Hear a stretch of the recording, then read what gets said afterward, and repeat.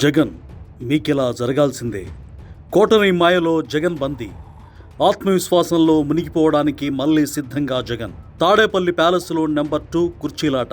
అధికారంలో ఉన్నప్పుడు అహంకారంతో బీసీలను, సామాన్యులను తొక్కిపెట్టి ఇప్పుడు ప్రతిపక్షంలో ఉండి కూడా పాత తప్పులే చేస్తున్న జగన్మోహన్ రెడ్డికి ఇలా జరగాల్సిందే.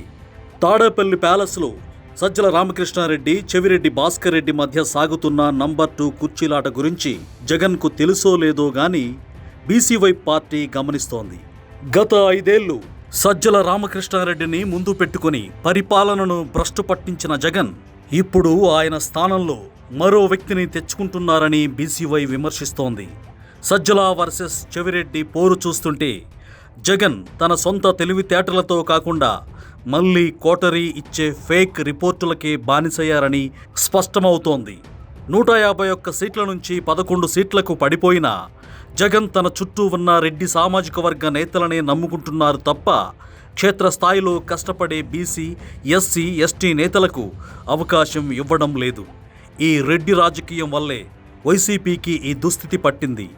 రానున్న రోజుల్లో అది పూర్తిగా తుడిచిపెట్టుకుపోవడం ఖాయమని బీసీవై హెచ్చరిస్తోంది. మద్యం కేసులో జైలుకు వెళ్లి వచ్చిన చెవిరెడ్డి భాస్కర్ రెడ్డి ఇప్పుడు జగన్కు అత్యంత సన్నిహితుడుగా మారారు. సజ్జలను పక్కన పెట్టేందుకు ఏవేవో నివేదికలు తెచ్చి జగన్ ఫోకస్లో పడుతున్నారు. జగన్కు అంతా బాగుందనే కలర్ఫుల్ నివేదికలు ఇస్తున్నారు. ప్రజల్లో జగన్పై సానుభూతి పెరిగింది, ఆయన గ్రాఫ్ పైకి వెళ్తోంది వంటి అసత్య నివేదికలతో జగన్ను మభ్యపెట్టి క్షేత్రస్థాయి వాస్తవాలను తెలియకుండా చేస్తున్నారు. గతంలో ఎన్నికలకు ముందు ఇలాంటి రిపోర్టులతోనే జగన్ కొంపముంచారు చెవిరెడ్డి. ఎలాగైతేనేం సజ్జలను పక్కన పెట్టేయడానికి చెవిరెడ్డి చేస్తున్న ప్లాన్ అదుర్స్. అయినా అతి విశ్వాసంతో మునిగిపోవడం జగన్కు అలవాటే. ఆయనకిలా జరగాల్సిందే.